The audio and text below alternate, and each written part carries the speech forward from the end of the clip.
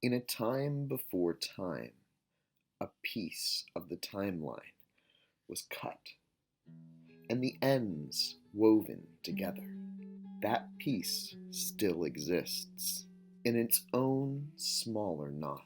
It is a part of time apart from time that can slide along the timeline, making it a time machine.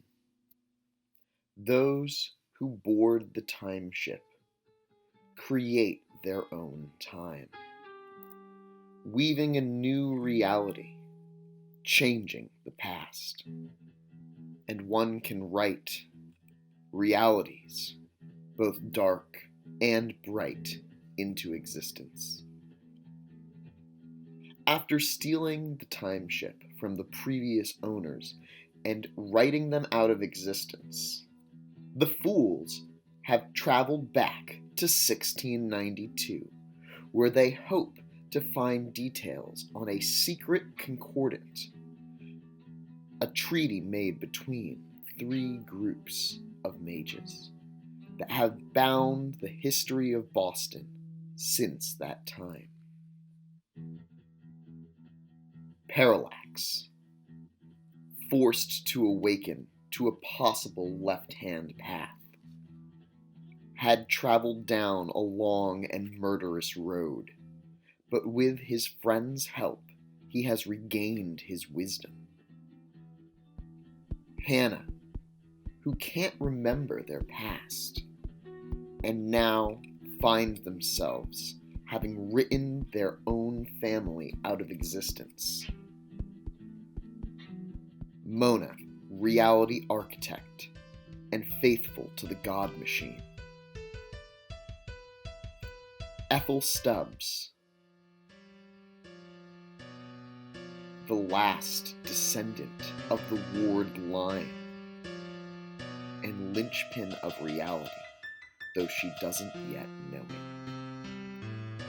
Together with a stranger, Rex, and Parallax's newly married wife, Elora, these fools have traveled into adventure. They are running out of time.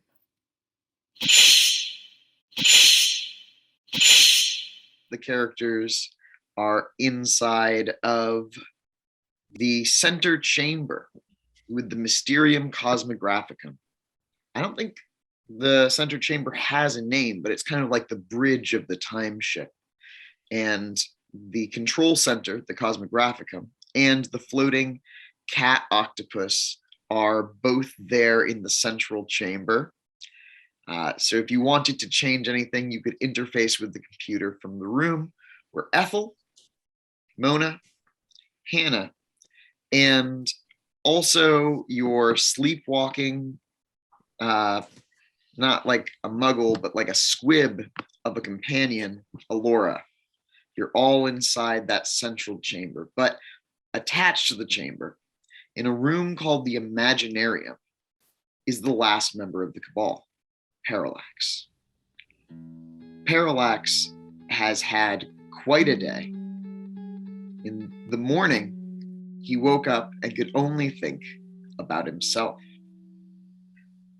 But after an epic confrontation, he had a mind meld with all of his best friends, and they put the goodness back in him. And it's made him feel really weird. So tell me what the Imaginarium. Don't shake your head. This is some really good character development for you. Yeah, I'm struggling. It's a foreign concept to me. I feel it's that moment where Plankton got sung the fun song by SpongeBob, and he's like, when you show me friendship, this is so yeah, it's a very foreign concept. I'm very much adjusting, but it's a relief in a certain sense to not have to think about myself in all in that capacity. But I am, I guess, alone with my thoughts in the Imaginarium, just enjoying the little humble abode that I've made for myself here. And we did have an elaborate plan as to what we are going to do moving forward.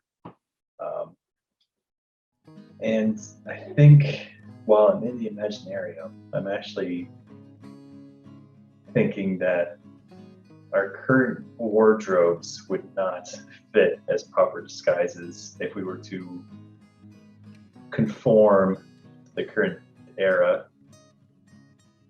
And seeing as I have a little bit of knowledge onto the history, albeit brief, that I could perhaps create some sort of ensemble of clothing for my compatriots, and we can move from there. Well, from the Imaginarium, you can create anything. So before you go to bed, you imagine clothes that you believe would be historically accurate. And to that end, you roll an intelligence plus academics check. Yes. I'm smart. I know things. If you would like, you may apply your folklore focus. Oh, yeah, I am. I almost never get to use that.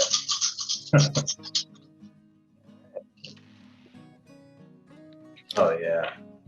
It's just doing it. I got 4 successes on that roll. So, yes, there is plenty of historical precedent from this period, though most of the original articles have long since decayed. You know that both men and women would wear smocks, which are just like big pieces of clothing, like a big shirt, some cases. Pants were a thing, dresses were a thing. And there are also a lot of like hats. So there's hoods and something that would like keep you protected.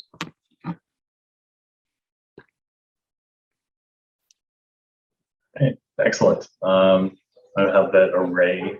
I guess I'll just leave it here for now, and you sort of figure that out later. But yeah, so we haven't called it a night yet. Well, everyone's called it a night. You just are making clothing, apparently. Oh, I guess I'm doing that. Yeah, then I guess I'll also call it a night within the Imaginarium. All right. And you drift off to sleep in the Imaginarium. And you said that you made yourself a little house. And the Imaginarium right now is a blank white nothingness. So there's a little house inside this vast, empty chamber. Wouldn't want it any other way. Is it like a little American suburbs house? What kind of house are we talking here? So it'd be I'd say a simple colonial house. I guess something fitting. Well, yeah, something colonial, nothing too big, maybe 2-story, 1,200 square foot abode. We'll have like nice little columns in the front with large windows on all sides, and yeah, and in the top floor we'll have a nice master bedroom with a king bed and walk-in closet and all the fun amenities you would hope to find in a nice home. You are going to fall asleep peacefully, despite your many thoughts, but awaken when you hear a roar somewhere at your house door, neighbor. All right. I'm assuming it's probably someone I know, so I'm gonna go answer the door. Okay. As you walk downstairs, the room sort of like wibble wobbles a little bit. And when you open the door, you see Alora, who is just covered in blood. Oh no, I think I lost all y'all. Whoop, no, you're back. Wait, maybe not. Shucks. Can you hear me now? Can you not? The cat shorted out the communication array. Sorry about that. We were talking about a knock on the door. Yeah, there was a knock on the door, and you opened it, I heard. Yep, that happened. And standing at the door is Alora, and she's just covered in blood. Well then, why don't you come on in? What happened? Are you okay? She throws herself into your arms and she says, they killed them. They killed and ate them all. And you feel yourself spiraling down inside your mind. Roll me a resolve plus composure check. We don't know what Alora's talking about, right? Definitely not. Okay. 3 successes. Okay. As you roll that resolve composure check and reach 3 successes, as you feel yourself going down, covered in blood, Alora screaming behind you, you realize that you're in a dream. And you're looking out as you're sinking down over your mind's interpretation of the time ship. And you see yourself unwriting time in all of these locations across existence and returning all that time back into the time ship. In the darkness, something waits. It hungers. You wake up, and this time for real. You think. All right. I'm going to immediately leave the Imaginarium. As you are leaving the Imaginarium, you see that there is a little brick street next to your house. There's little brick buildings along it. There's a paved asphalt road. And there's a bar right next to your house. And I'm sure I'm awake. This isn't some... Are you sure you're awake? You're beginning to doubt it again. I'm going to see if I can't make my way out of here. And I'm going to, give myself a big old smack across the face and see if that does anything. Yeah, you definitely feel the impact on your skin. And you can immediately imagine an exit to the Imaginarium. What does it look like? Oh, it's like a standard door. It's nothing fancy. As Parallax opens a door into the living room of the Cosmographicum chambers, we find the rest of the cabal eating breakfast. Breakfast of champions. Did any of you enter the Imaginarium at all lately? Made anything of any sort? Alora and Rex are both not here, but Ethyl, 2 of the Defils, Mona and Hannah are all eating what food? The Defils aren't eating, but you get the idea. And which colors are they? Blue and purple. Thank you. I was thinking the same thing. The blurple devils.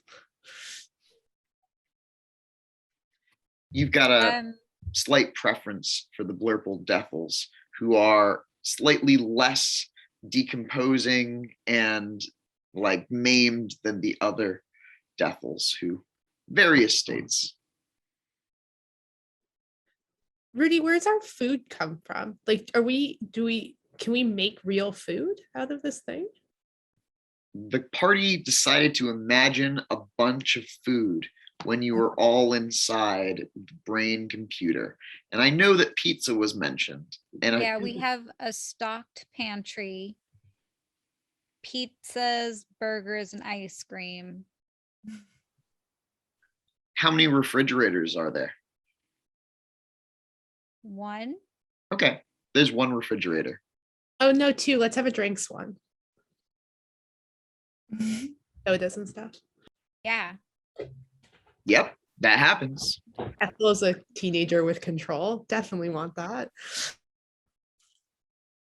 I remember asking about a garden, but I don't remember if I actually got one. You did. You went back in. You made a garden. Cool. And I think we have a well, like the well at our old house, because we were trying to make it kind of like Covenant House, but not creepy. Yeah. So Hannah's eating whatever vegetables were grown.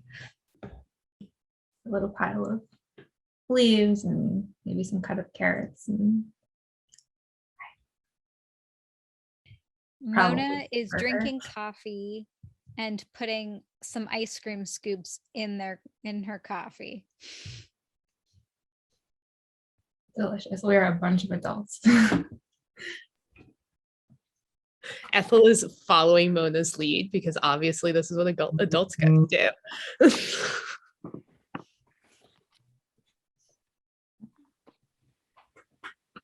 Mona, you see Rex walk in through a wall.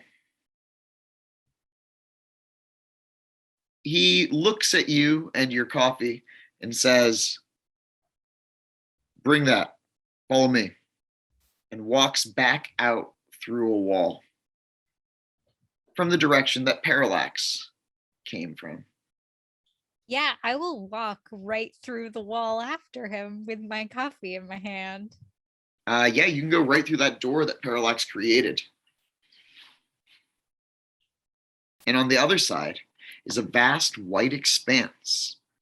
There is a little... I imagine a unicorn. There's a unicorn there. Of course, there's a unicorn there now. Yeah, there's a brick street. There's a little colonial house. And now there's a unicorn. Sorry, what were you saying, Rex? Rex is, you see him for a moment on the corner of the brick street, and then he's through a wall there too. All right, I'll follow him. Rest I of bring the my wall. unicorn with me. Yeah, I'm definitely following. I'm trying to get Rex's attention, but I guess he sort of ignored me and ran into a wall. You don't see him actually. Only Mona sees Rex. Oh.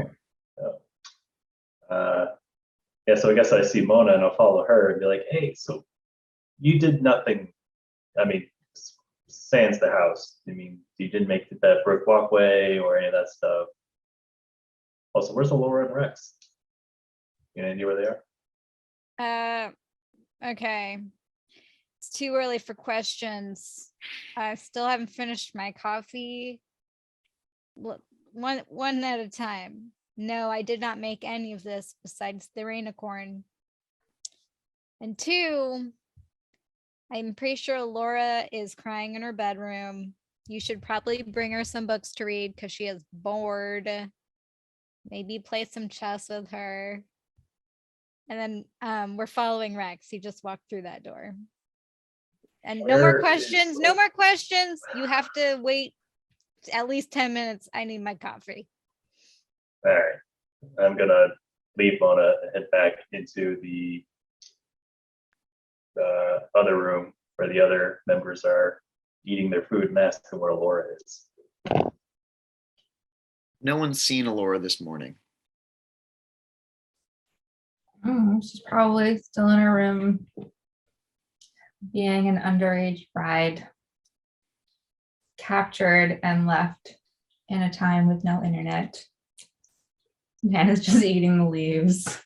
Wait, you don't think we can imagine internet onto this? I kind of assumed that like that would work. Holy wood. It would probably extend as far as we can imagine it, which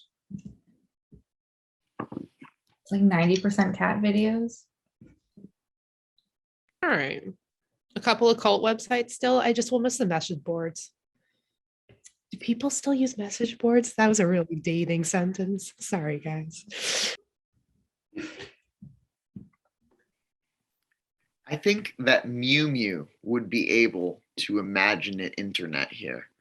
But I do think that it would be very difficult for this particular group of characters to imagine an internet. I don't know. Mona, do you have computers or science? You've got forces magic, so you kind of understand how internet works. And I rarely touched a computer. They made her more uncomfortable than cars. Like one of Ethel's special things was actually internet occult. So like she definitely wants to believe she can still imagine the internet here. Mackenzie and Ethel would have been great friends. Oh man. Oh, I can't give it away. No. All right. Trevor. Yes. You are in the room with the other two. Are you all staying here? Since no one has seen Alora, my best guess is that she had something to do with that brick walkway, other stuff in the Imaginarium. So I guess I'm gonna head that direction. Okay. Ethel, Hannah. I mean, Hannah's kind of ready to leave the house and go explore some real woods outside because current Salem, or the Salem we're in, is way wilder. Really wants to go outside. I was going to turn to Ethel and ask, like, okay, so Ethel, you're the last, you took American history most recently. What should I look like? What should we look like so that we won't get suspicious side glances out in the world? I mean, like according to this movie that our teacher made us watch of like The Crucible, I think. Yeah. Everyone wears super drab, super boring clothes all the time. No one has cute hair. You got to wear a cap, bonnet thing wherever you go. So it's obvious you don't have cute hair. No makeup, which is such a bummer. And like your clothes should all be like, it's kind of a sack and kind of like it's a sack with an apron. So that like it's almost like, oh, I have a waist, but sack. And Parallax has to wear like short pants, like shorts and socks. Yeah, it feels right. And then like a coat and belts and buckles. Probably extra buckles. Yeah, but like everyone looks bad. I think that's the most important part. I have already sacrificed the glory of green hair. It's just brown. All right. Do you have a coin? I need to flip a coin. Am I going to wear skirt, sack, or shorts and socks? Because I don't, neither of those sound great. But which one has pockets? Pants, right? Pants have pockets.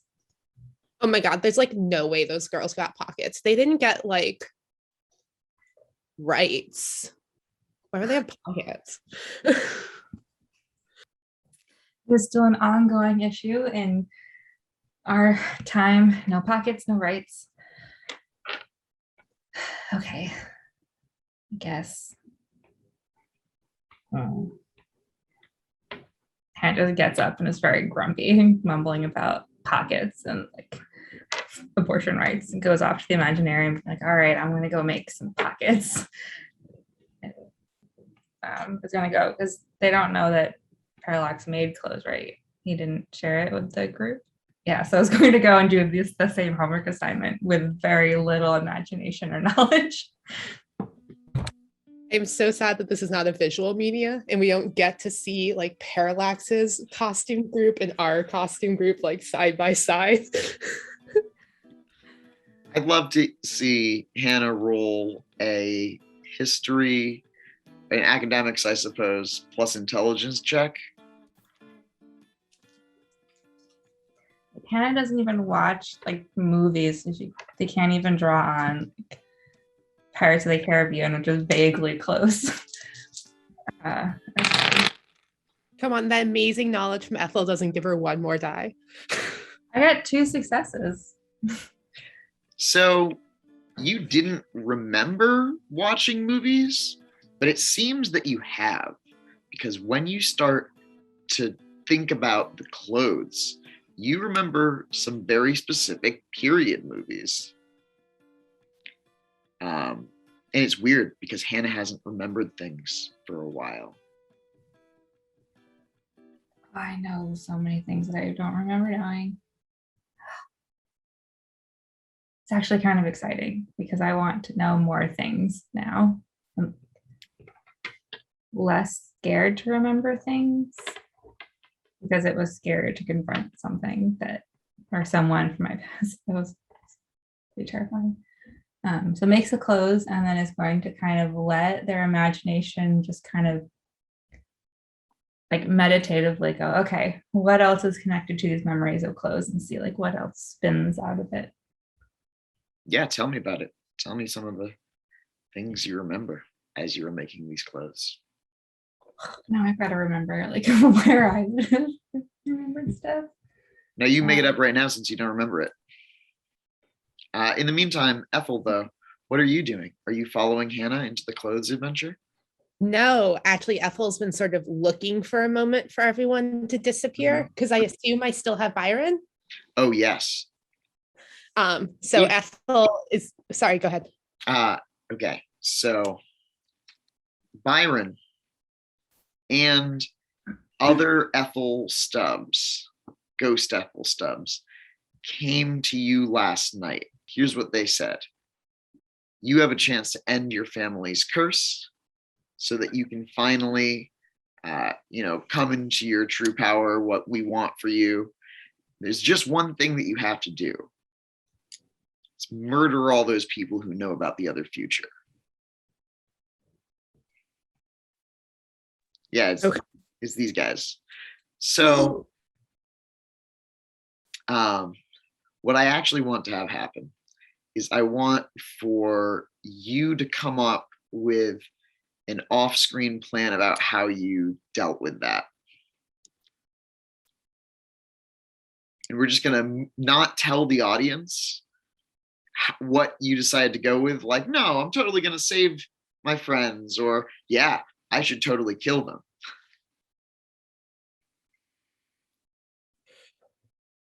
Wowzers. Am I actually allowed to potentially pick option B? Yes. Cover your ears, guys. You could kill off the party or take the time ship and leave them. And then Ethyl would be able to create a brand new life where you were the most powerful being with all the death magic and power. Oh God, she's a teenager. Don't give this to a teenager. Here's a gun. Good luck. Yeah. All right. Wow. Thanks, Rudy. I'm gonna let my head explode a little bit for a second. But yeah, you don't have to decide what Ethyl picked, because we'll just have a conversation where you summon Byron. But just remember that that's what Byron thought. Byron thought that was a good idea. He thinks it's a good idea? Oh, he thinks that is the idea. He thinks that that's how you're going to be safe. Okay, cool. Cool. He is all about defeating your grandmother, his sister, who murdered him. And she's only kind of dead. She's not completely dead. He doesn't believe that she is completely dead because she's so hard to kill. and thinks that perhaps having the possibility to return to that timeline is one way. He's just not willing to believe that she's defeated. Okay. It's Okay. his whole identity, in fact. It's the only thing Byron has. Cool. Can I still ask Byron some questions? Oh, yeah, for sure. Okay, cool. All right, so hey Byron. Oh, Wild conversation last night in my dreams. Couple questions. One, how old are you? Do you remember the Salem witch trials? And what did people wear? no, Important. we did learn about the Salem witch trials, but I am significantly older than that. I was born in the year 1839. Okay. Do you remember any things that we should know about like talking to people from then? Like, how do we not get hung? You have great power, my young apprentice. You can destroy whoever you wish. I'm pretty sure that extra gets you hung. I would recommend remaking this world as you see fit. Cool. Do I have to kill my friends to do it?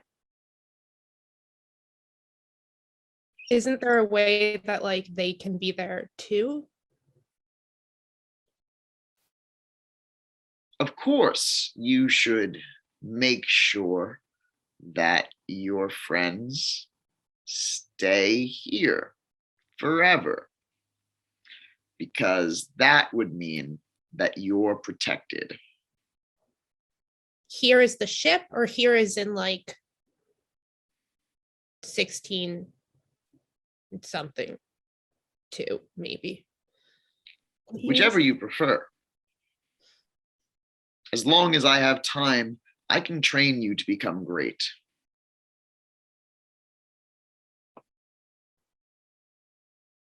But why can't you teach them? We can't trust them.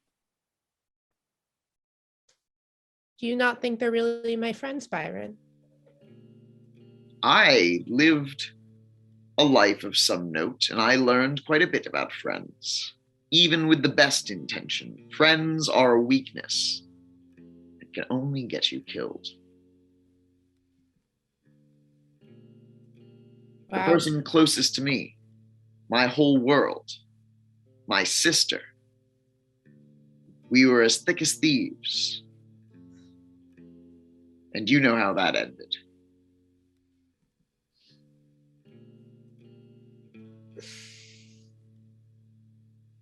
But your sister's dead. My sister is unmade, which pleases me greatly. A fate worse than death. But our bloodline is long and powerful. Your friend who can bend time, he's not the only one who can do it.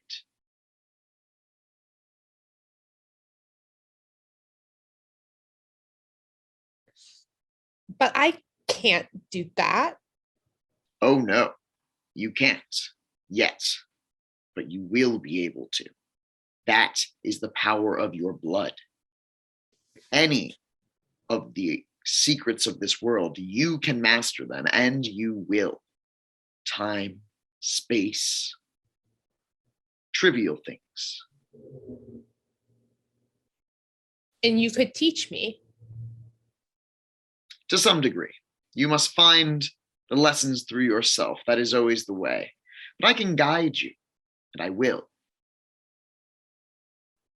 And how do I know you won't betray me? thick as thieves. You are my purpose now.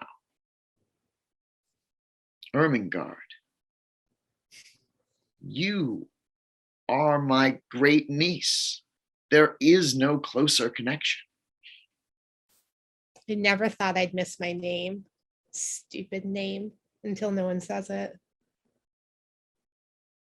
Byron, do you want to have a body? Could we imagine you a body? I suppose you could try to do such a thing. I would not be adverse to having a body. No, I think I would like that quite a bit. Okay. I guess we go to the Imaginarium to find out. And I'm going to take a tub of ice cream and head to the Imaginarium. Just got a tub.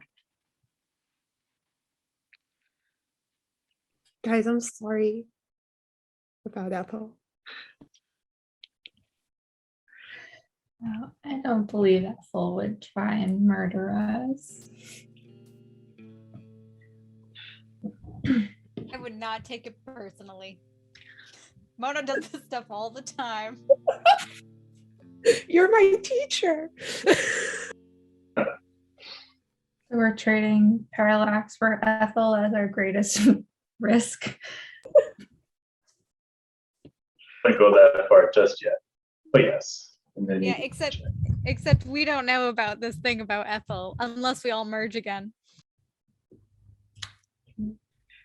Victoria and thus Ethel has completely forgotten that if we all merge, you get to know her thoughts. That's convenient for you. Well, only if you're thinking about them. Because I actually was concerned that everyone knew my real name. But Rudy told me that since I wasn't actively thinking about it, that's safe from people.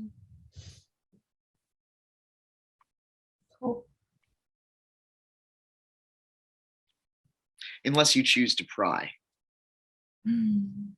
which Rex can do to any of you at any points, as it seems that he is able to send figments of himself into your mind, Mona.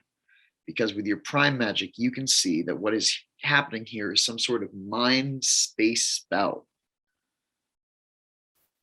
As you enter the building and go upstairs, it's a dingy office building. And on a door with a glass pane reads in faded gold lettering, Rex, private investigator. But like, okay, I won't question it now why it's not his actual physical body. I'm just gonna like imagine sunglasses because it's a little too bright in here. Just hold my coffee and walk through the door. As you walk into the waiting room, the color drains out of the room and you're in a noir detective's office. There's a little desk with scattered papers around. Presumably there should be a secretary, but there isn't one. There's a hat tree with a single fedora upon it and a second room. With the door open, you can see Rex, his back turned to you, smoking a cigarette, and in Technicolor, gleaming on the table, the desk in front of him, you see a crystal. You've seen it before.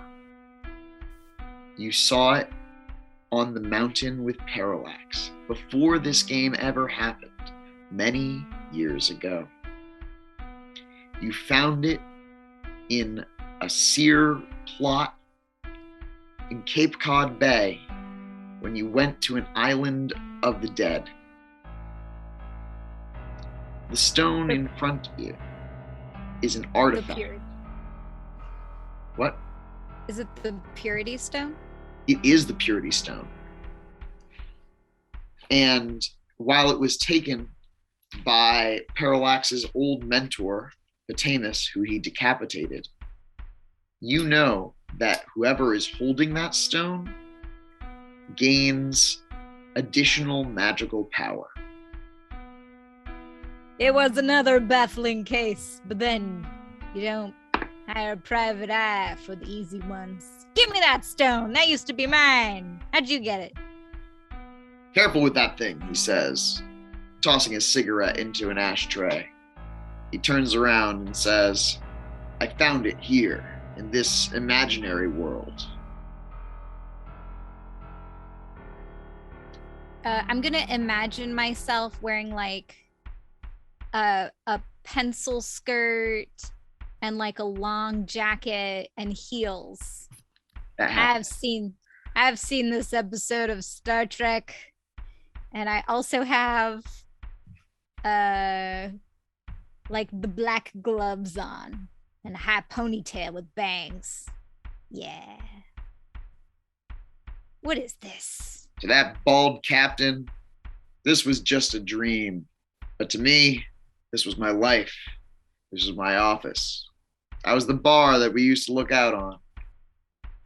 And you see that the bar in question is actually the Emerald Scroll, the wizard bar that has all of those glass windows of the tarot cards, Mona.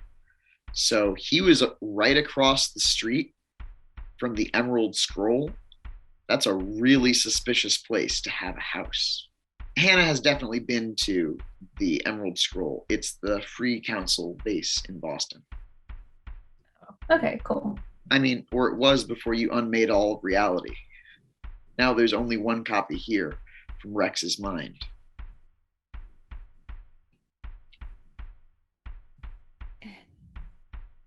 Is the purity rune real here?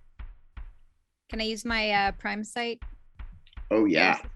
It's real. And it's blindingly powerful in magic. Now don't get hysterical. How'd you end up living there? It was a favor from a friend. I wanted to be where things were happening. So Nemean cut me a deal. It's hard to The get Nemean- waterfront property. The Nemean puts you next to that bar. Our whole cabal.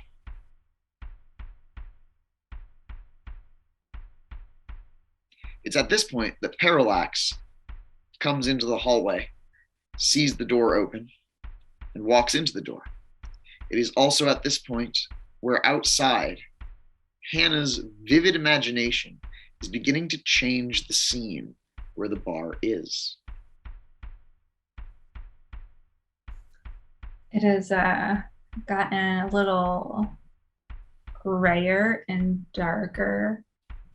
And there's like November trees. So they're all like skeleton trees. It's very tall, going everywhere. You can see like the stick fence. And there's a little I guess barn. And the clothes kind of out. There's like sack dresses and little vesty things with lots of buttons and wool pants and shoes. And then there's also just a very big black ram, like sheep with the big horns, just standing ominously in the barn.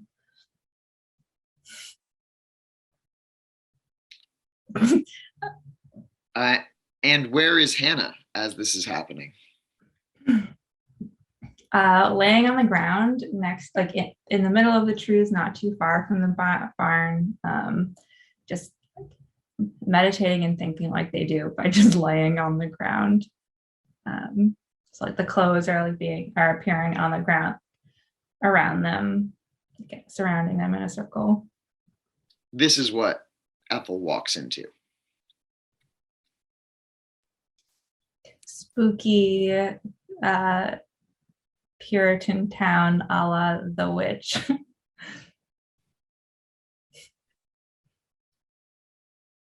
Hannah's in the Imaginarium? Yes. Mhm. Yeah, okay. Everyone's now in the Imaginarium, in fact. Your Okay. imaginations let loose. Except for Rex. Rex is in the Imaginarium too. I'm gonna Real look at Rex. Hannah on the ground and see, can I imagine Byron a body when we get in here?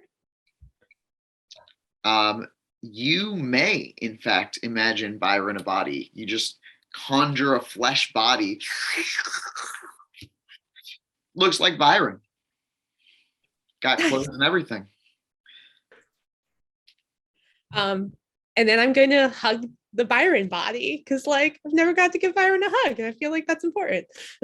He probably will hate it. Don't care.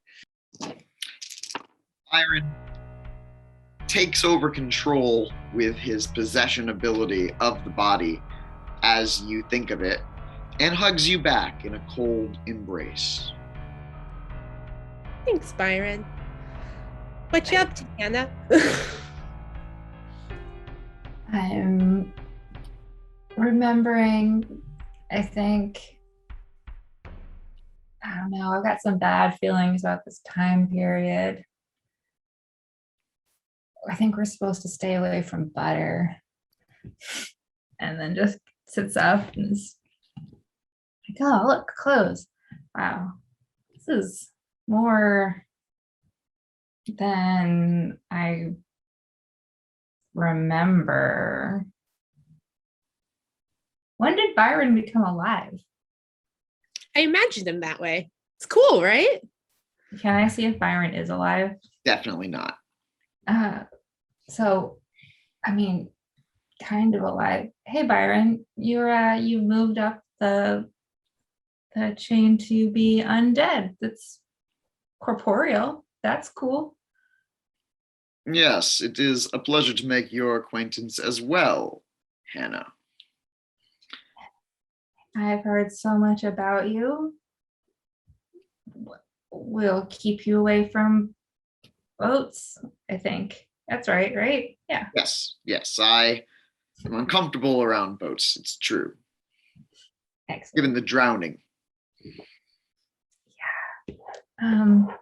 Ethel, Yeah. I don't believe that the local community will take kindly to the undead. Is there anything I can do? Can Hannah reanimate? Not with mastery of life, no. Is it obvious that he's undead if you weren't a mage? Not particularly. I mean, it could become obvious, yes. No, I can. I totally can create life. Not bring back to life, but can create a human body. Won't have a mind. Byron's still a ghost, and he would be possessing that human body. You can create a human body in a vegetative state? Yes. Oh. I can't give them a mind, but I can create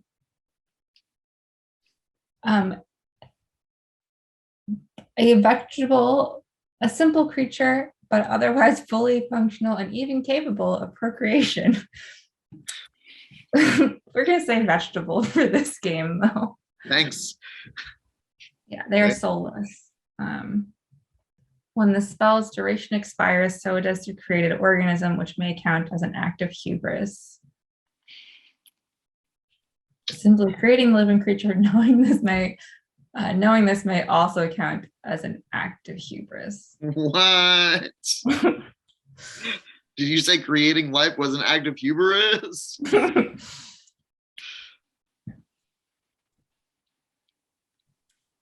Back inside the detective's office, Parallax, Mona, Rex are deciding what to do with a gem. I would note that Rex is here in his physical form. While it was a mental image that was sent to you, you can both now see him. Okay. Well, yeah, I remember this. You remember this, Parallax? This was Yeah, like what is that doing here? 5 years ago. Look at those. Why would you imagine this? Oh no, I guess it was like I can see with my prime sight that it's actually here. So I guess it came with the ship. But like if you look closely, you can see those 2 runes on it. See? Yeah, I guess I do. Can I roll to see what powers it comes with? Yeah, are you rolling prime or what arcanas? Definitely prime, maybe supernal vision Yeah. and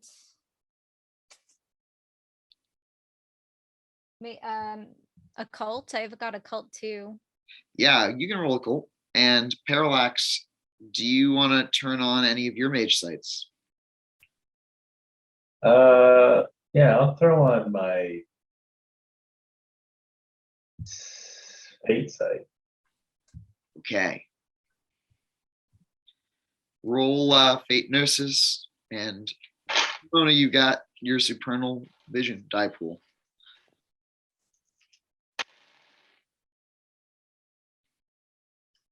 Two successes for fate site.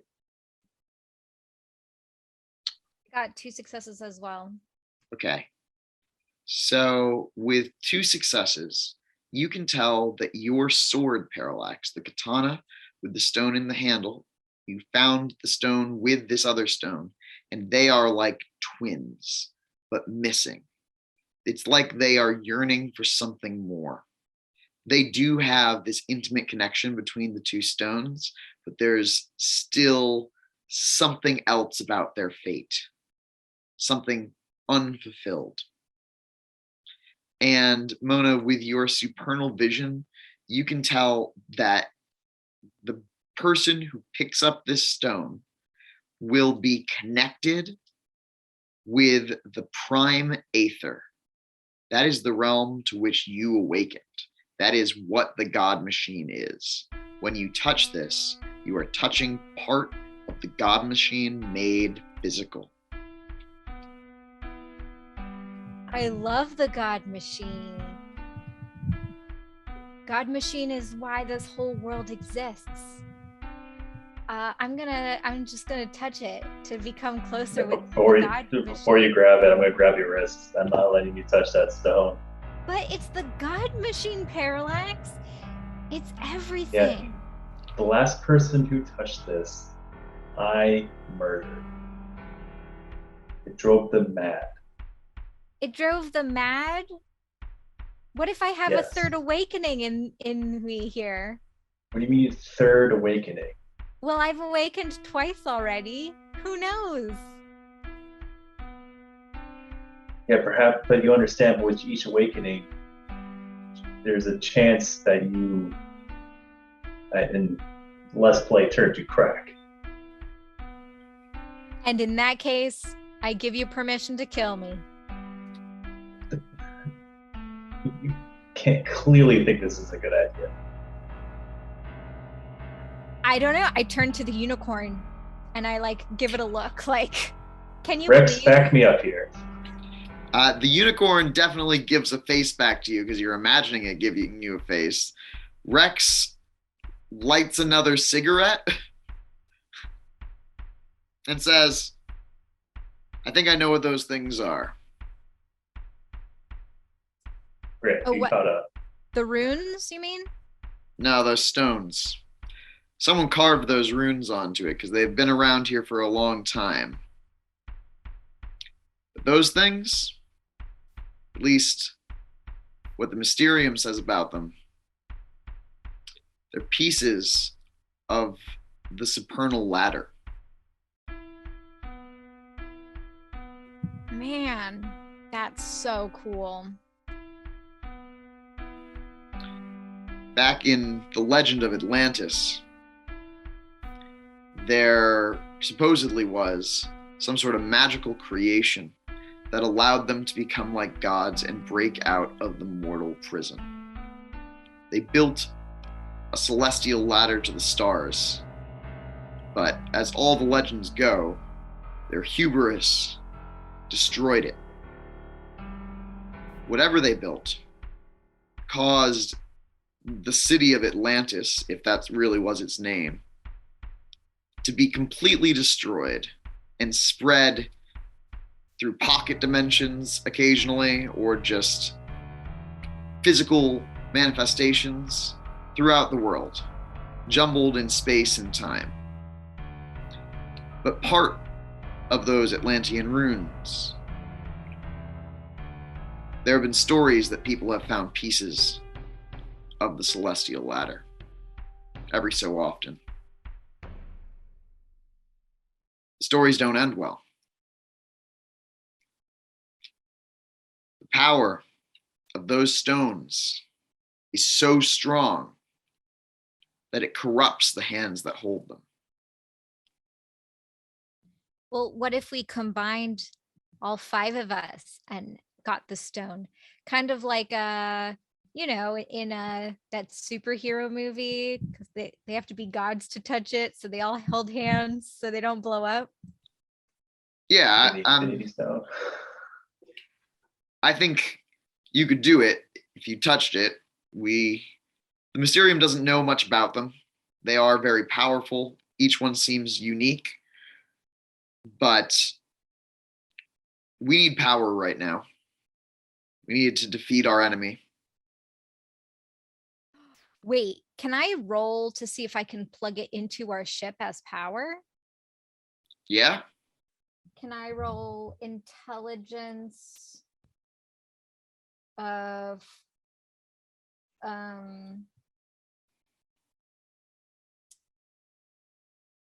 what would it be? Crafts? Okay. Intelligence, crafts, and anything else? Nope, that's it. Intelligence and crafts. Okay. 3 successes. Yes. You think that you can definitely create a spell that would be able to transfer magical energy out of this directly into the ship. Both of them run on mana. Now, for relevancy, there are 14 points of mana stored inside this gem. You also think that it regenerates mana. But the ship that you are on currently has about 170 mana.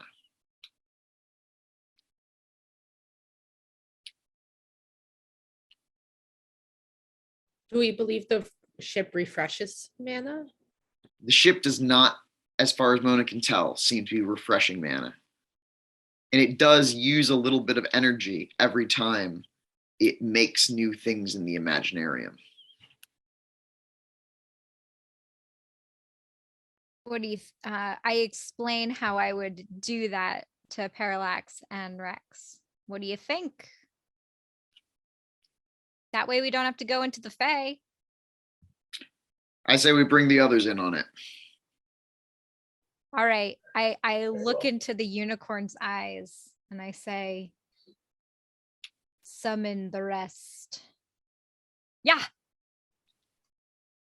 Speak for the unicorn. What actions does the unicorn take as it shimmies down the stairs outside of the office building? No. The unicorn horn lights up and glitters and blasts out of its horn fire and creates a hole in the ceiling, and then it jumps and flies out of the roof and then soars across to where Ermengarde and Hannah are and lands in a dignified manner, and then in a really, really low voice says, Mona wants your presence in the detective room. We have a detective room? We have a unicorn? Hop on my back. Oh, yeah.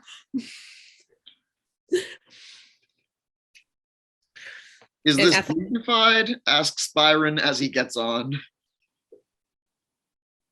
Super dignified. Can someone give me a hand up? Okay, Hannah's gonna gather up the clothes in a pile. Like, it's Isn't it right over there? I feel weird riding on your back. You're so majestic. I'll walk. Just starts walking over. And there's a You little be you. And then peace and then sign, walks over. he blasts off into the air. And then goes through the ceiling again with her Herman guard and Byron on their back, clumps into the room, and then just like sits down like a dog. So you slide off his back.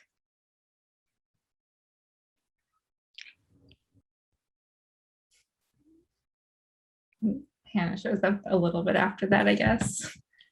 I made clothes. Puts them on the ground. Oh, sweet. Okay, so we found a piece. What ladder was it called? What's the ladder called? The celestial ladder. We found a piece of the celestial ladder. Do you know what that is? Hannah, you've seen both of these gemstones before. I did. No idea. Remember 5 years ago? No. Well, it happened. Oh, I mean, Hannah doesn't remember. Oh, wait a minute. Hannah, as you step into this room, your chest seizes. It stretches and grows, and from the center of your chest Oh my god, I forgot about this. emerges a gemstone tied to the other two. I forgot. What? Forgot about that too. That was so long ago. Control like over my 6-7 body. years How ago did that I not happened. know there was a rock in me? What is happening? I don't know. Does Hannah remember, or did just a rock emerge out of their chest? You remember now. But because I don't remember, did this happen at the asylum? No. This happened when you were okay. So What's the island with the dead whales? this was the island with the dead whales, and Styx, Okay. mentor, was trying to do a thing with those stones. When Hannah touched the life stone, it buried within them. And Parallax took the death and forces stone from Mona to give to his mentor, who went crazy with power.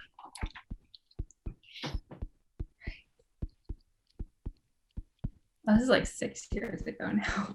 I know. What a time. What a time. Okay, so now am I holding the stone?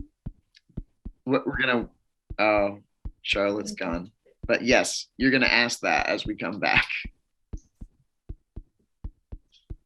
Okay, so Hannah now remembers that event. Is that what we just Yep. decided? Yep. As you remember things, Hannah remembers things. What a whirlwind. This is Like- wild. Remember Parallax and Mona.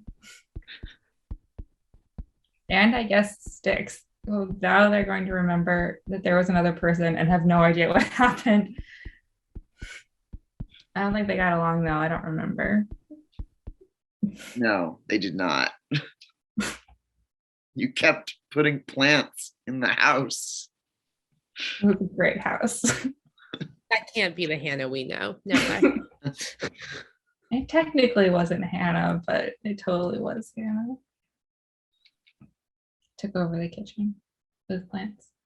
Ethel has so many questions, but I'll wait. How many stones are there in total? So there's 3 that we know of. Well, there's one more inside the sword, right? Right? Yeah. There's the Obermost one here on the table.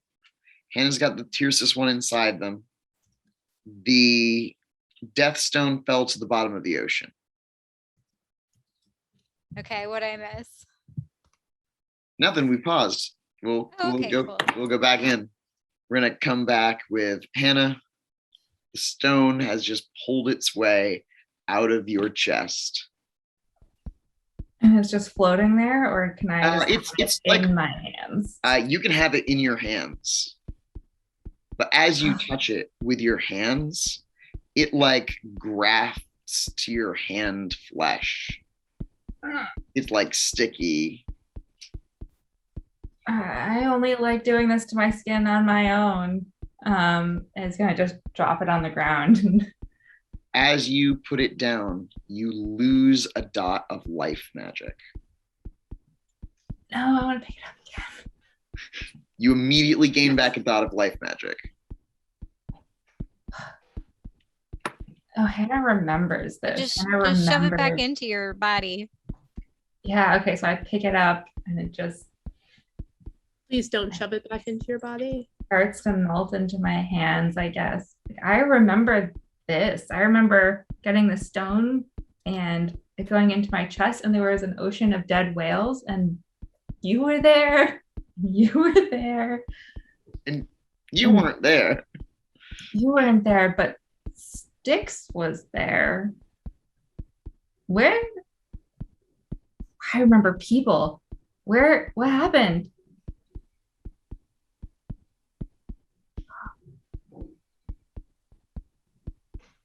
That was a really long time. That's the only thing I remember. But I remember it. Do you remember the DJ, the drowned DJ in the water? Isn't the DJ in the house? Both places. The I DJ. remember all of that. Yep. So I just remember all of Dorothy now. Bits and pieces, but yes. Guys, I was Dorothy. Like in The Wizard of Oz. I mean, kind of. I had a dog named Toto. That's how it's. Oh man. It like sits down. It's been a day. You still have shoes? No, but that's why the yellow brick road keeps following me. Yeah, we were a cabal, and I made our house awesome. There's a ghost DJ, and Parallax murdered someone. Yeah, we don't talk about that. I was actually did bring it up to Mona not that long ago though about this stone and how she shouldn't use it. Like Larry. Yeah, that house was cool until we made a portal into the ocean and then flooded our house with that ocean. But so what I'm suggesting is we take this gem and we use it as a power source for the ship so we don't have to go into the Fae. What do you think? Would it work? Is this like perpetual energy? Because this is more like.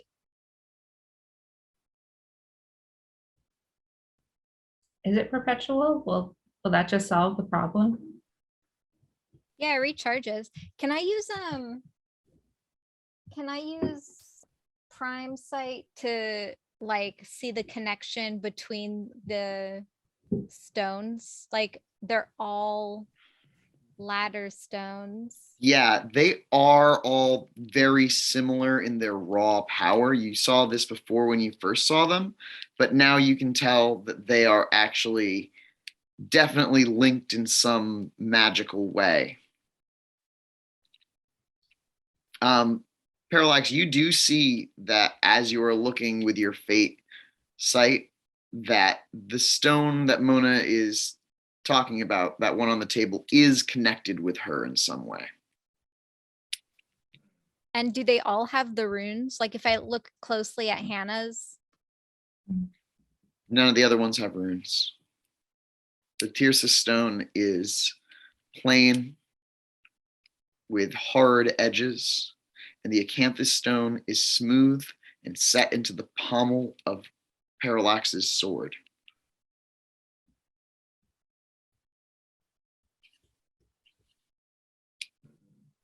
So you're saying these are part of the ladder? Is that these are pieces of a ladder that were turned into stone? No one knows, says Rex. But my order, the Mysterium, has legends about things like this. Is there one for each supernal realm? We think there's more than one for each supernal realm. But we've never seen two in the same place at once. So Rex, tell us about like your stories behind these stones that you've heard of. I've never seen one myself, but there is a legend about a man over in Dubai who found a stone connected to my realm, Pandemonium, who set the stone inside a chalice and used the power to control whoever drank from it. They were able to accumulate a great fortune very quickly and ultimately gained the attention of multiple dangerous parties, including the Seers of the Throne. When the Seers came, they were all destroyed utterly. Everyone's minds in the room, including the wizard with the chalice. They're all in vegetative states somewhere.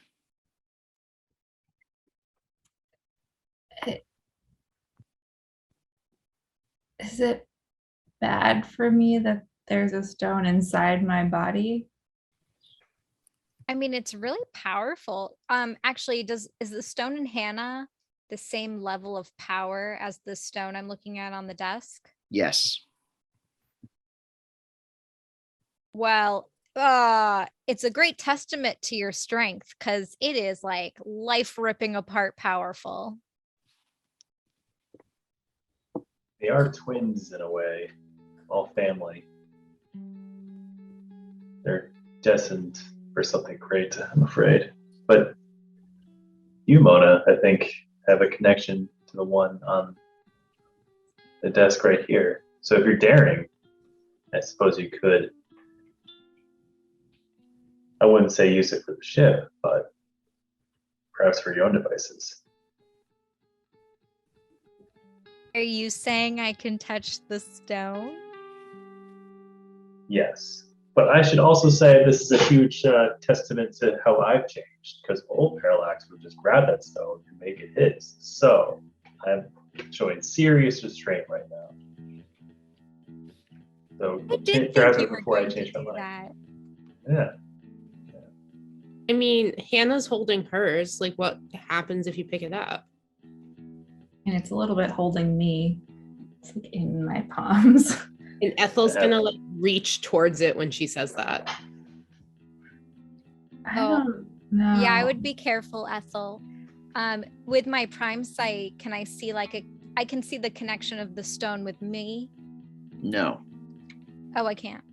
No. Only Parallax with Fate Sight can see that. Oh, right. Can I throw up Fate Sight to see, like, is it a terrible idea for someone with the opposite arcanum to touch the stone? Yeah, roll a Fate check. I totes had fate.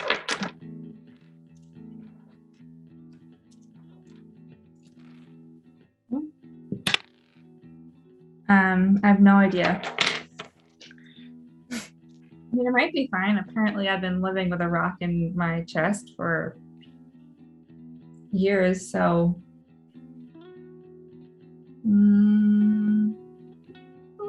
What do you think, Rex? I mentioned this earlier to the others, but we've got an enemy here. A powerful enemy who will not so easily be destroyed. I think we need all the firepower we can get. Wait, who is our enemy? Are we looking for like, some political Puritans? If that's who you want to look for, I'm looking for the people who they're working with. I'm looking for the prince. Oh, the Prince of Leaves The is singer? here. He looks around at the Imaginarium and says, let's not think about him here, shall we? Definitely. I'm gonna touch the stone now. I want to be closer to the machine god. And you are. As you touch the stone, Wait. I need it to be a ceremony. I'm all about the ceremonies, you know. Chain introduced me to them. I really like it. So remember the last time I awakened, they had like cloaks and like fumes and stuff, and I was kind of hallucinating. I'm gonna recreate that room, and everyone here is wearing these cloaks now, and I'm wearing my own cloak, and I've got that smoke going on. Ah, man, it's different without Chain. And my you're whole all in a stone coliseum, it seems, yes. deep I'm gonna- underground somewhere. Gonna go on a journey with the machine god. Ah, I'm so excited. We imagine Chain back. I wouldn't, just because I'd probably make him say something silly because it's not really him. So what happens in the ceremony? Oh, I think trying to remember. The last time I did the ceremony, I was very drunk. Memories. Yeah, I think I'll have a drink. Beer slides into frame. And yeah, I'm gonna drink it, and then I think I'll inhale the fumes that I had last time. And then I guess when I'm really in the moment, then I will touch lift the stone up with my hands. We'll see what happens now. It feels different as you are inhaling the fumes. You're not getting the same vibe as last time. The people around you aren't really helping. They're looking on like, and are you still gonna touch the stone? Yeah, actually, I understand. Every awakening's different, a different situation. I probably shouldn't have tried to recreate the last one. It's cool. Oh yeah, the unicorn definitely is wearing a robe with like a hole on the top, so the horn sticks out. Yes. I think at the last minute, Mona realizes that she can't recreate that scene and kind of like just lets it go all natural, I guess. As you touch the stone, there's a crack of lightning. The room explodes into blinding white light. Mona's eyes glow brilliantly white, and you see in a flash of genius that as long as you hold this stone, your force's magic is increased by a dot.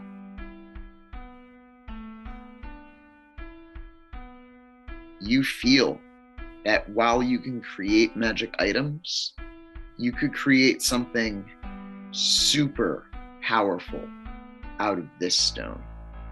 Like Parallax's sword, you could forge a casing for it and create a hugely powerful magical effect.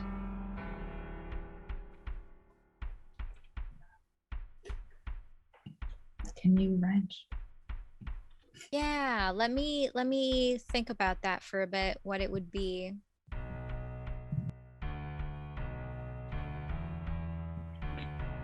Hannah's just put the stone back in their body. Can it be like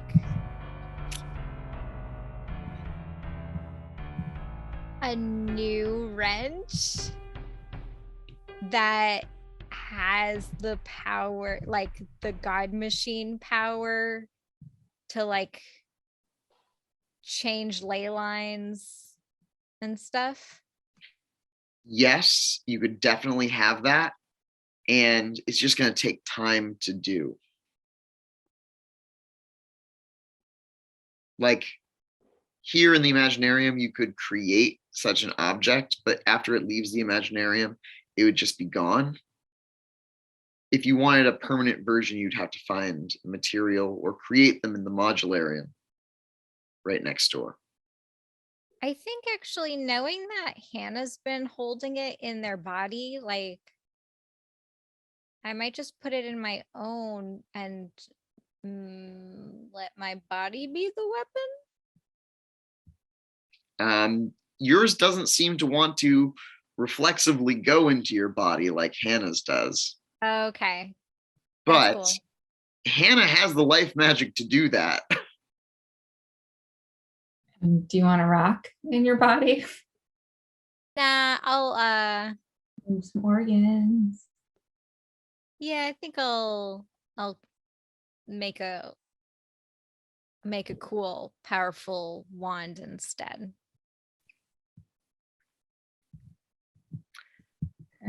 As the ritual ends, Rex says, all right, so now we've got to get moving. You said you wanted to find someone here, someone who might be connected. Yeah, we're looking for, all right, secret concordance. So it's secret people, but it's a secret person from the Ebenus and a secret person from the White Putnams, and then a third secret person who is just secret. So I guess we need to find the local witches, the ones I that are think still around. That this place is still overlaid over the same areas, or at least that's what my space magic is telling me. So if we can get out in what was Old Salem, we should be able to find the witches of that community. Maybe,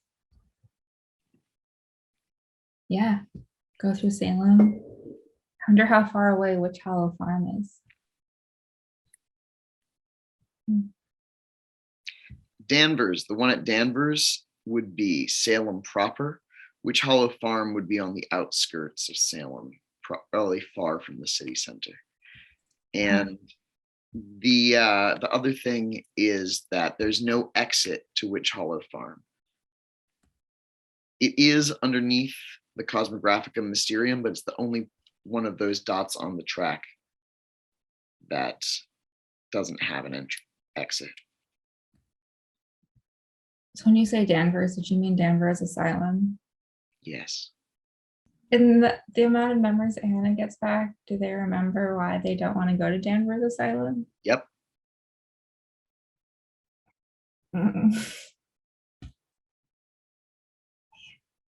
That doesn't exist yet in 1692. It's true. Okay. Maybe I can curse the grass that it never exists. Okay. With their memory back, do they also remember their mom? But you do have some vague memory as you think about her. Someone calling your name. You think it was her. But the name wasn't Dorothy.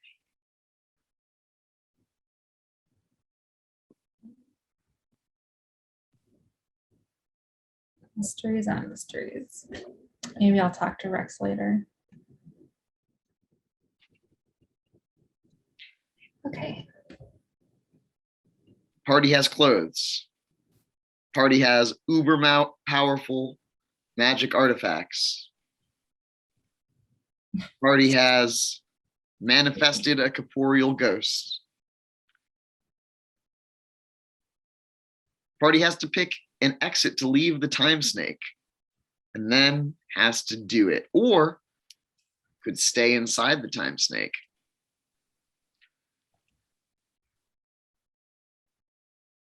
I guess we can't exit out the Imaginarium, so we have to exit out. The closest place would be either the Fae or the unknown place above or below Well, you know, or like above. we have some books from the previous owners of this machine. I can run and get them. Probably explains a little bit about it. Oh, you Also, mean all where's the books? Alora? Laura's not here.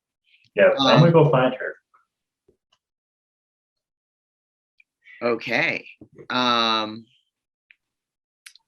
party's gonna break up, and Parallax is gonna go find Alora.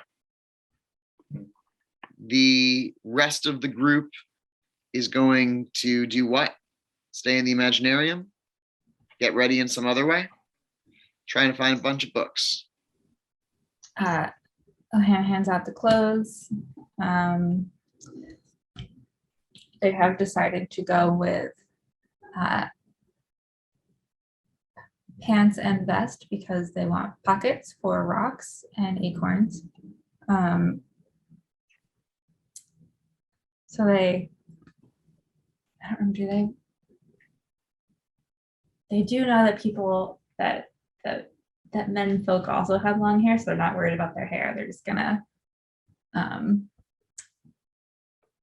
make their face look slightly more angular. Be like, yeah, I'm gonna take advantage of the privilege of this time.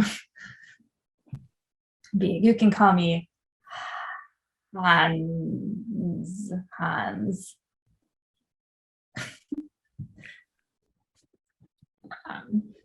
They have some concern about a bunch of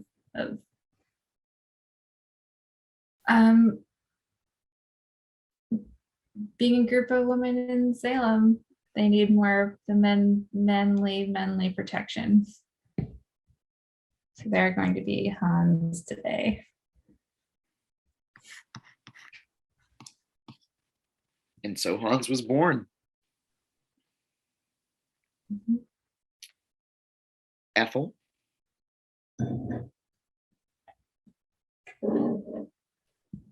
I mean, I will put on begrudgingly the clothes that Hans now has made up for us. You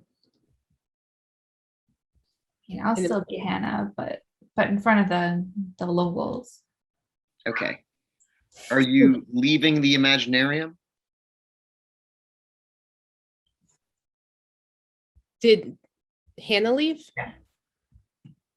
Yeah, I'm gonna try and well, I guess go towards where Mona is if Mona's figuring out the best exit to get out of. They don't want to go through the Fae, so the other exit would be and they can't go through the Imaginarium, so the other closest place would be out, I guess, the Gauntlet or the whatever is above my cabin. Right. I will leave the Imaginarium too. I'm going to go find some of the Deathals and see if in their wandering they have any idea how to get out. As you and Hannah leave the Imaginarium, though, the clothes created there dissolve into nothingness. Wait, Byron, no, I thought those are the ones that stay real. no, you have to go to the Modularium with the plans from the Imaginarium. Oh, no. Well, Hannah's fine with it. They have, I'm pretty sure that they were naked in front of everyone in another episode at some point. So, fine. Byron's body dissolves. Oh, bye, Byron. He like turns in ghost form and looks at as it disappeared where it was. We can always imagine it again. Okay, Modularium.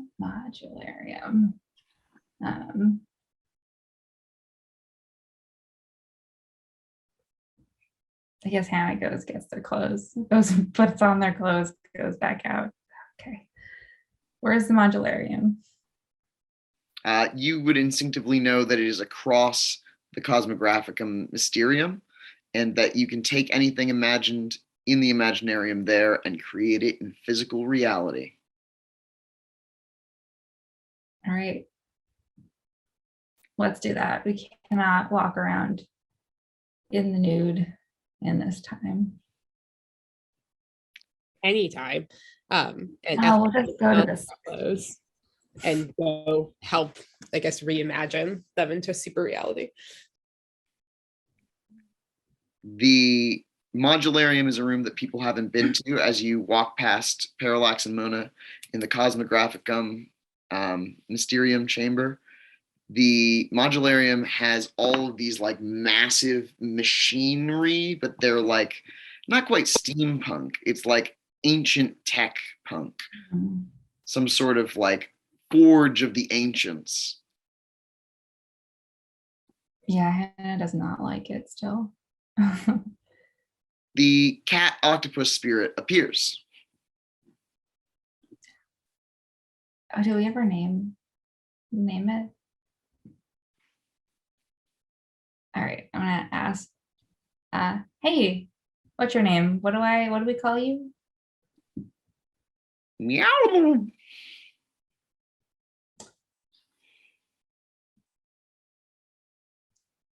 Cool. Hello, meow. Meow. Meow. Meow. Okay, with B. Got it. How do we use this? We have to fabricate some clothing. A cat tentacle strikes out into the center of your forehead. Your brain thoughts download into it. Suddenly, the machines begin to move. Wow. It's kind of like a 3D printer in the way that it's materialized line after line, but there's no material. It's just energy that coalesces into matter. Wow. This is really cool. Trying to think of what else we might need. Oh, can I also think of a small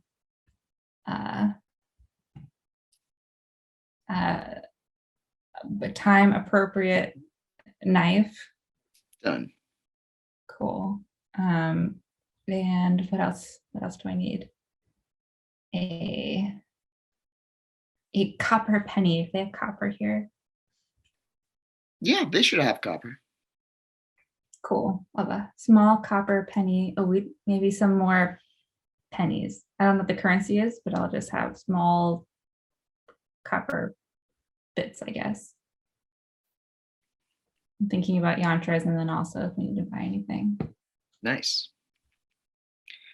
The modularium you sense as you are hooked into the main spirit can be used independently of the Imaginarium. You can create objects here.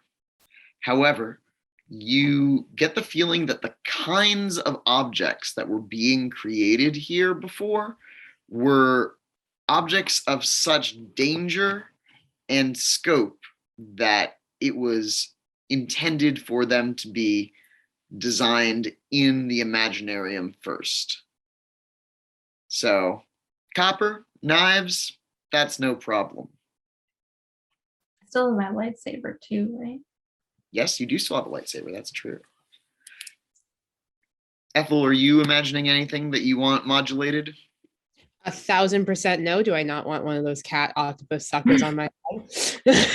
Ethel is backed up to the farthest side of like edge of this room. Like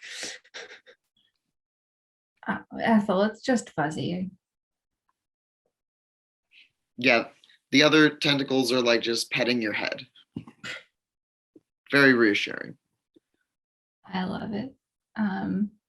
no thank you. Or you could tell me what you'd like and I'll try and imagine it. We're going to cut from there and come back to the other list of objects that you can put into the chat that you want. As we go over to Parallax, who has found Alora in her room. She looks up at you. She's let you in when you knocked. She's writing, apparently. Hi, I've been looking for you. I didn't realize you were in your room. How dangerous is this place? She says. Oh, do you mean where we've landed or the ship itself? Yes. Yeah, the answer is yes. It is unfortunately dangerous. The ship. The ship is dangerous too. In parts, yes. So I should just stay here in this room. Well, I mean, I don't suppose that's absolutely necessary. And if you stay with, me or someone else from the group, you should be perfectly safe. Okay. What is there to do? Well, for starters, we have the Imaginarium. Have you been there yet? No, I haven't. How familiar are you with the Star Trek series? They're shooting at bad guys, aliens. So the reason why I'm bringing it up is, are you familiar with the holodeck? We return back to the Cosmographicum, where Mona, you are studying those tomes left over by the previous time travelers, and they're all encoded in a language that you don't understand at the moment. There's a lot of them, and you're not sure what they're about. Yep, I'm gonna have like a handful of the tomes and knock on Elora's door. Yeah, you see Alora and Parallax. They were just at the end of their conversation. Hey, mind if I pop in? No, I think I was just going to show Laura the Imaginarium. All right. Yeah, that sounds cool. Here are some books, Alora. And I just like dump them on her desk. They're coded, so it's kind of like a puzzle. If you want to spend some time decoding these, it will actually help us get you back to normal faster. Some incentive. Give me It's a about the ship. persuasion attempt. That's going to be maybe manipulation plus persuasion.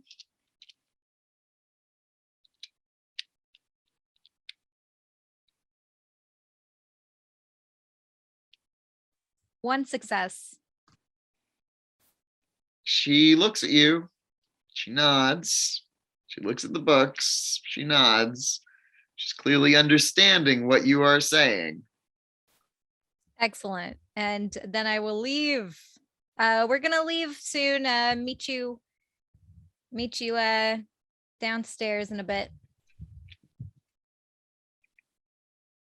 Perhaps you would want to, you know what, certainly this would seem rather tedious looking at all these books. Perhaps you would like to join us in pursuing while we're really here.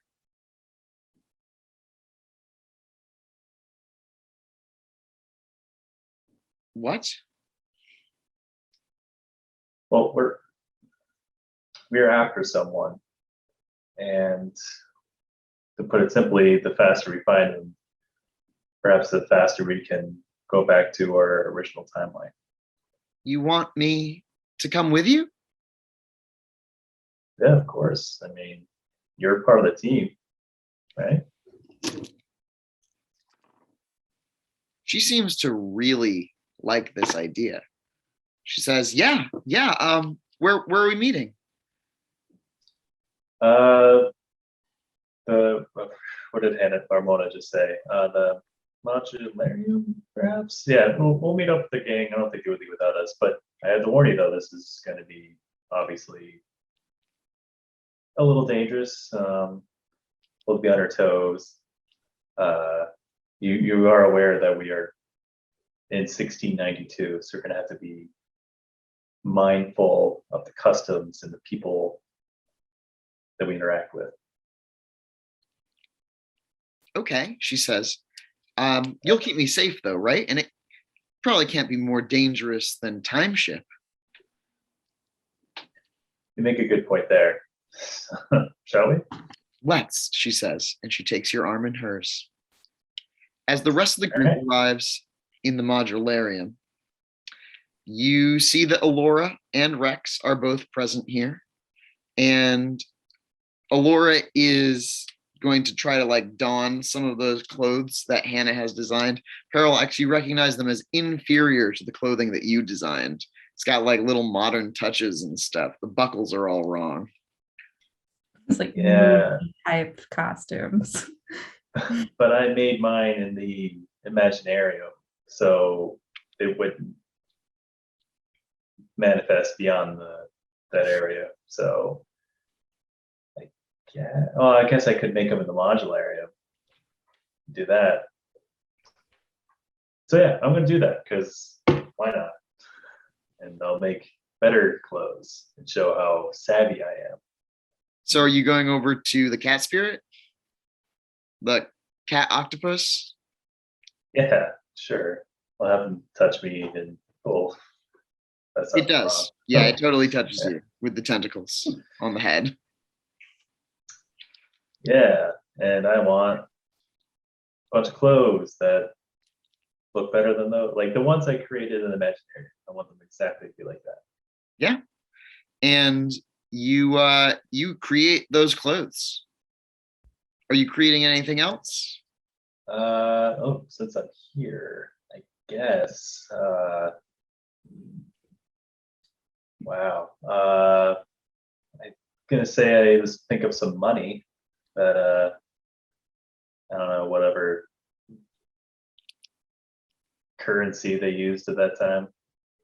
Do a academics intelligence check to see if I'm familiar with any of that. Yeah, but folklore does not apply. Right. That's still fine. I know what that is. Ooh, just one success on that. Yeah, you're not sure. You know that they had stamped Yeah. money and you don't really want to try to risk it until you've seen what some of it looks like. I will just create little gold bits then. See if that, like a little sack of gold bits. Yeah. I'm sure that could be traded or something. I also come up with some needle and thread, a simple travel sack with various dried meats and food provisions. Perhaps yes, yeah, actually, yeah. I'll just keep it at that. And, You add those yeah. things to your inventory. Yeah. Are you taking Parallax costumes or Hannah costumes, team? I'll take whichever one looks like just a giant pillowcase. That's a Hannah costume. Which I'm one's definitely wearing mine. better? Uh, Because everyone wants whichever one look like they're better made and like posher. okay, give me an intelligence craft check. Yep. 2. I would say that Hannah's clothes look more durable, but they also don't look quite as refined. Oh, I'm going with the refined one. Sorry, Hannah. It's fine. Hannah's gonna wear their own clothes. I feel like it's awkward because I probably already started to put on Hannah's, but this is such. Both Rex and Alora put on Parallax clothes.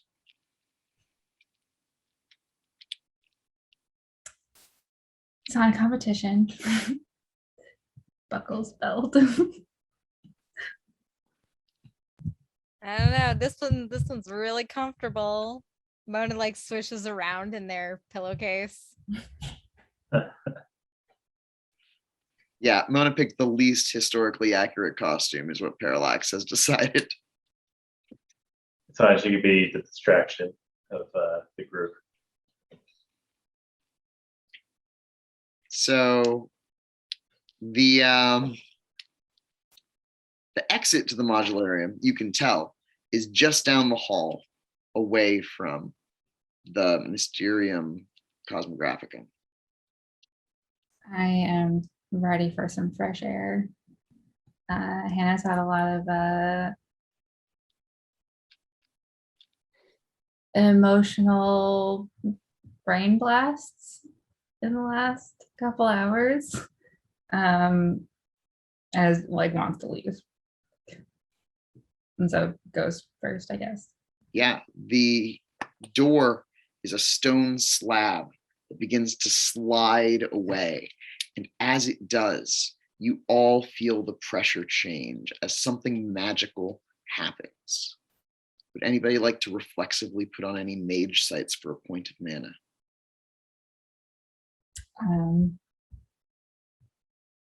Yeah, I'm point of I might not have. I've got prime up. Okay. Death for me, please.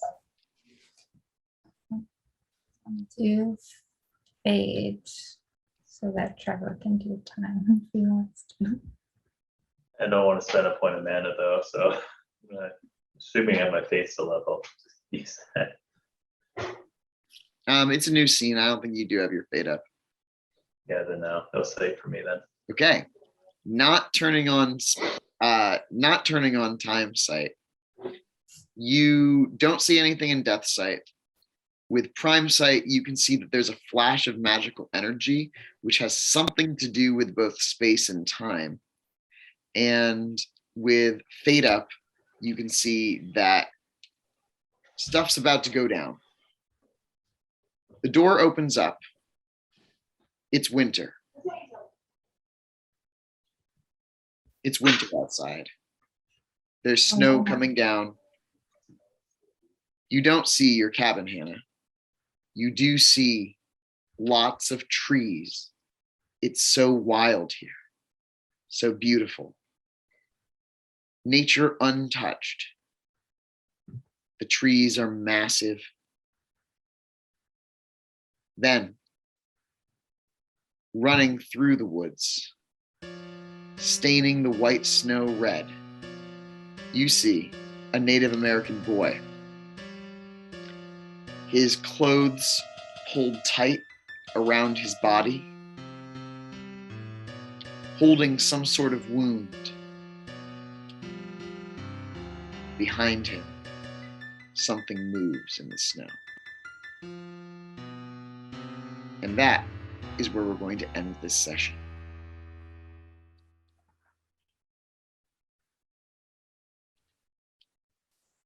It's gonna be really hard not to just go heal that little boy next time.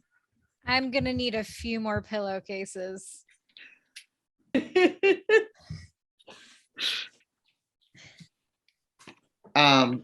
Something that we didn't address in the session is that you all slept, and so you all gained back a willpower. Oh, nice. And additionally, I'm going to say that everyone except Parallax, who had that nightmare, gains back an additional willpower because of how cathartic it was to finally put all of that time travel nonsense to rest. You really ended a major milestone in your characters' lives, and you all felt accomplished. Are we also healed from our battles? How much damage did you have? 2 lethal, 2 bashing. Your bashing is gone, but your lethal still exists. I did not apparently take the time to heal myself. If you rest for one more day, one of those lethal points will go away, though. Okay. I had 2 lethal. They're both still here. Okay. The for beats, you definitely all gain a beat. Anybody aspiration? one of my obsessions is remember my past. Yep. You gain multiple beats for that too. 2 beats. 2 beats. And those are arcane beats because it's your obsession. Ooh. I'm still gonna keep that obsession because there's still so much I don't. Oh yeah. One of mine is finding out how things work. Does Yep. getting in contact with the gem give me a beat? Yes, it does. In fact, I think everybody takes a beat for learning about those gems. It was a more detailed explanation for those of you who knew it existed, and Ethyl learned that they existed, which was significant knowledge. Wild. And for you, Mona, that would be 2 beats, in fact. One of them, a normal beat, one an arcane beat.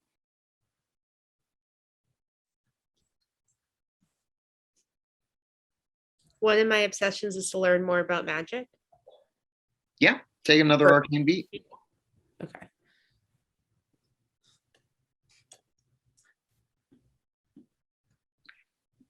Earlier, before we were recording, we were talking about how the characters viewed magic, their paradigm for why they think magic exists. Why does Ethyl think magic exists? What is magic to Ethyl?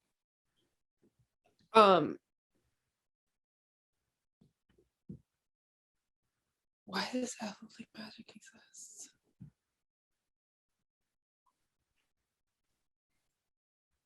I feel like Ethel in the real like scheme of things has still only existed in the magical world for an unbelievably short amount of time.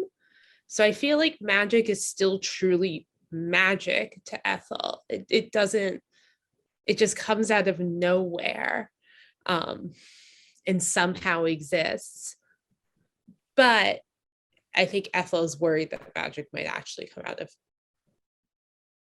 that making magic out of nowhere might be pricier than she thought.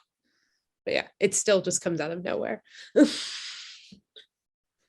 What other answers did people give? I feel like that's not a good answer.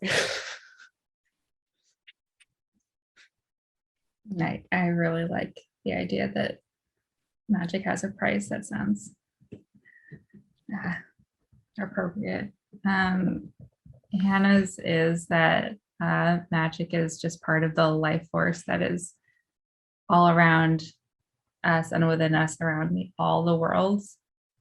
So it's just tapping into that life force and helping the universe grow and change using that force. Lovely.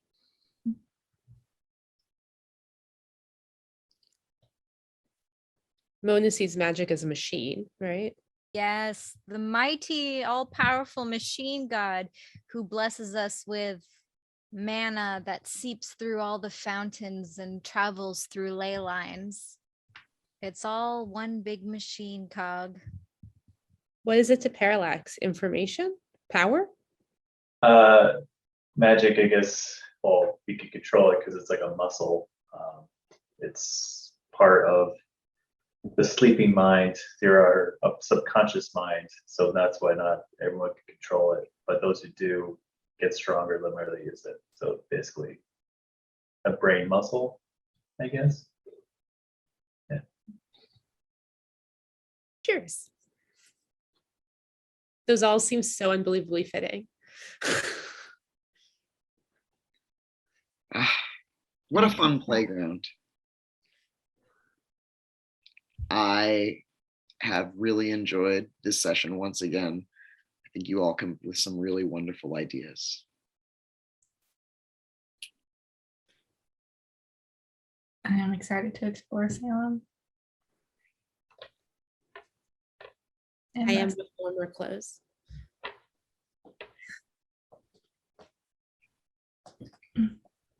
Do we have any fear that once we leave the time machine, we can't get back in? Definitely. Definitely. I now have extra fear based on how Rudy reacts. Well, like we didn't read the books, so yeah. we just left them with Alora and then took Alora. Mm. Mm. It's Right. cool. We'll figure it out. Yeah.